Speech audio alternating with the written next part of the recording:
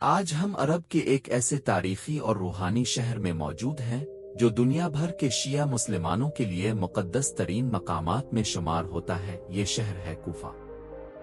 دریائے فرات کے کنارے آباد کوفہ اسلام کے ابتدائی دور کی عظیم فتوحات کے بعد حضرت سعد بن ابی وقاص نے جنگ قادسیہ کے بعد آباد کیا۔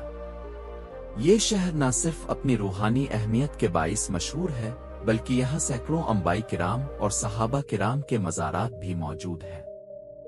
کوفہ میں واقع مسجد کوفہ اور مسجد سہلہ اسلام کی 5 مقدس ترین مساجد میں شامل ہیں جن کا شمار نہایت فضیلت والے مقامات میں ہوتا ہے۔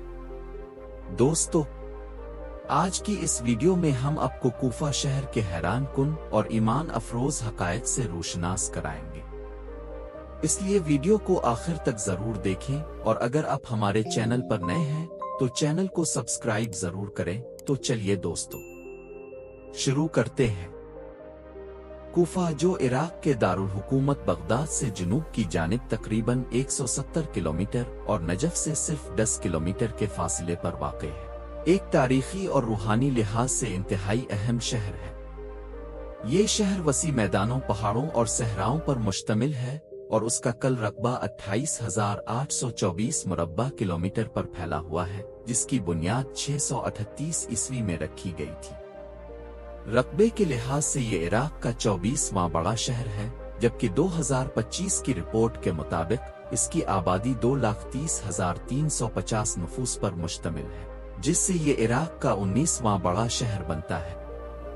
شہر کی آبادی کا گروتھ ریٹ 0.95% ہے اور تقریباً 35% لوگ دیہی علاقوں میں مقیم ہیں، جس کی وجہ سے اسے دنیا کے کم گنجان آباد شہروں میں شمار کیا جاتا ہے، کیونکہ یہاں فی مربع کلومیٹر اوسطاً صرف 10 افراد آباد ہیں۔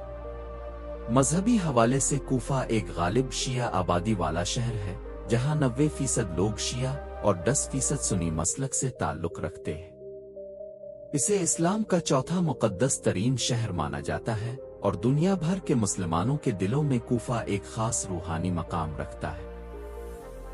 656 عیسوی میں خلیفہ چہارم حضرت علی نے کوفہ کو اپنا دارالخلافہ مقرر فرمایا اور انہی کی شہادت بھی اسی شہر میں ہوئی، جس نے اسے مزید مقدس بنا دیا۔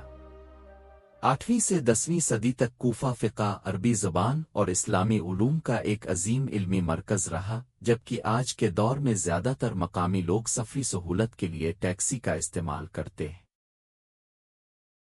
دوستو، اس مقدس شہر کو کوفانی بھی کہا جاتا ہے، جس کا مطلب ہے ریت سے بنے ہوئے دائرہ نما مقام، اور یہی اس کی جغرافیائی ساخت کی طرف اشارہ کرتا ہے۔ کوفہ شہر کی 83% آبادی عرب نسل سے تعلق رکھتی ہے، جبکہ یہاں مصری، ایرانی اور یمنی نژاد لوگ بھی آباد ہیں، جو اسے ایک ثقافتی تنوع کا حامل شہر بناتے ہیں۔ کوفہ کے لوگوں کے بارے میں مشہور ہے کہ وہ انتہائی مہمان نواز ہوتے ہیں۔ یہاں کسی مہمان کو کھانے کے بغیر رخصت کرنا شرمندگی کی بات سمجھی جاتی ہے۔ عربی ثقافت میں خاص اہمیت رکھنے والا قہوہ یہاں کے روزمرہ آداب اور مہمان نوازی کا اہم جزو ہے، جو ہر مہمان کو پیش کیا جاتا ہے۔ کوفہ میں سب سے زیادہ بولی جانے والی زبان عربی ہے، تاہم کردی، ترکمانی، سریانی اور انگریزی زبانیں بھی بولی اور سمجھی جاتی ہیں۔ یہاں کے لوگ خوش مزاج، غیرت مند، نرم دل اور وفادار مانے جاتے ہیں، اور دین و مذہب کے معاملات میں خاص طور پر جذباتی اور حساس ہوتے ہیں، جو ان کی روحانی وابستگی اور عقیدت کی علامت ہے۔ دوستو، کوفہ شہر میں واقع دیر العمارہ ایک تاریخی محل ہے جو ابتدا میں گورنر ہاؤس کے طور پر استعمال ہوتا رہا۔ اس عظیم عمارت کو خلیفہ دوم حضرت عمر بن خطاب کے حکم سے تعمیر کیا گیا، جو بعد ازاں بنو امیہ اور بنو عباس کے ادوار میں بھی انتظامی مرکز کے طور پر استعمال ہوتا رہا۔ یہ محل اسلامی طرز حکمرانی اور تاریخ کا ایک خاموش گواہ ہے۔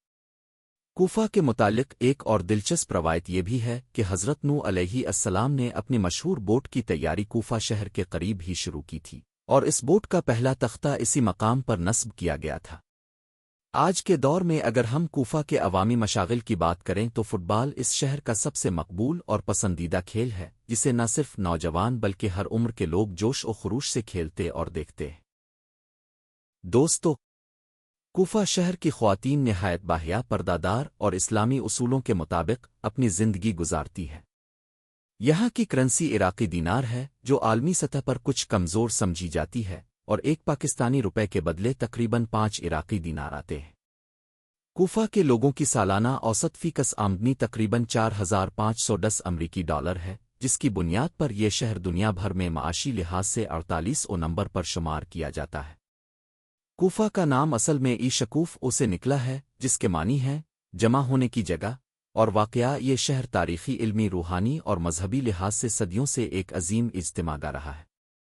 کوفہ کی سب سے بڑی وجہ شہرت اس کی عظیم الشان اور تاریخی مسجد کوفہ ہے، جو اسلام کے مقدس ترین مقامات میں سے ایک ہے۔ یہی وہ مسجد ہے جہاں حضرت علی امامت فرماتے اور خطبے دیا کرتے تھے، اور اسی کے ساتھ واقع دیر العمارہ وہ مقام ہے جہاں سے حضرت علی ریاستی امور کی نگرانی فرماتے تھے۔ بدقسمتی سے یہی وہ جگہ ہے جہاں عبد الرحمن بن ملجم نے حضرت علی پر حملہ کیا، جو ان کی شہادت کا سبب بنا۔ کوفہ کا دوسرا اہم ترین مقدس مقام مسجد سہلہ ہے، جہاں کئی انبیاء کرام اور صحابہ کرام نے قیام فرمایا، اور یہی وہ مبارک مقام ہے جہاں روایات کے مطابق حضرت امام مہدی کا ظہور ہوگا۔ اس شہر میں حضرت مسلم بن عقل کا مزار مبارک بھی موجود ہے، جنہیں بعد ازاں اموی حکومت نے شہید کر دیا تھا۔ کوفہ اہل تشیع کے لیے ایک عظیم روحانی مرکز ہے، اور امام جعفر صادق نے یہاں 2 سال تک قیام فرمایا۔ بصرہ کے بعد کوفہ کو اسلامی دنیا کا دوسرا بڑا علمی و دینی مرکز سمجھا جاتا ہے۔ 17 ہجری میں مسلمانوں نے اس شہر کی بنیاد رکھی، اور بعد میں حضرت علی نے اسے اپنی خلافت کا دارالحکومت بنایا۔ اسی شہر میں عظیم صحابی اور کربلا کے جانثار شہید حضرت حبیب بن مظاہر کا مزار بھی موجود ہے، جو اس شہر کی روحانی عظمت کو مزید بڑھاتا ہے۔ کوفہ شہر کا تعلیمی نظام عراق کے دیگر کئی شہروں کے مقابلے میں کافی بہتر اور منظم سمجھا جاتا ہے۔ یہاں سرکاری، نجی اور دینی تعلیمی ادارے بڑی تعداد میں موجود ہیں، جہاں مختلف سطحوں پر معیاری تعلیم فراہم کی جاتی ہے۔ عراقی حکومت کی جانب سے کوفہ میں جدید کالجز اور یونیورسٹیوں کی تعمیر بھی جاری ہے، تاکہ نوجوان نسل کو بہتر تعلیمی مواقع فراہم کیے جا سکیں۔ اس شہر میں عمومی طور پر تعلیم عربی زبان میں دی جاتی ہے، جبکہ بعض نجی اداروں میں انگریزی زبان کی تدریس بھی موجود ہے، جو جدید تعلیم سے ہم آہنگی کی علامت ہے۔ خواتین کی تعلیم پر بھی خاص توجہ دی جاتی ہے، اور اسی مقصد کے تحت یہاں لڑکیوں کے لیے علیحدہ اسکولز اور کالجز قائم کیے گئے ہیں، جہاں صرف خواتین تدریس اور تعلیم حاصل کرتی ہیں۔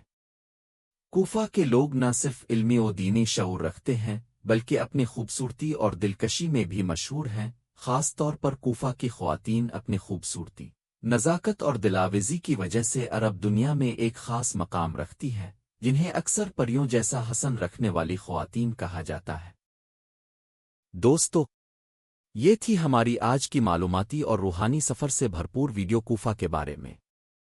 اگر آپ کو ہماری یہ ویڈیو پسند آئی ہو تو ویڈیو کو لائک کریں، چینل کو سبسکرائب کرنا نہ بھولیں، اور گھنٹی کا بٹن بھی دبا دیں تاکہ ہماری آئندہ آنے والی دلچسپ تاریخی اور ایمان افروز ویڈیوز اب تک بروقت پہنچتی رہیں۔ انشاءاللہ جلد ملاقات ہوگی ایک اور نئی اور معلوماتی ویڈیو کے ساتھ۔ تب تک کے لیے اپنا بہت سا خیال رکھیں۔ اللہ حافظ۔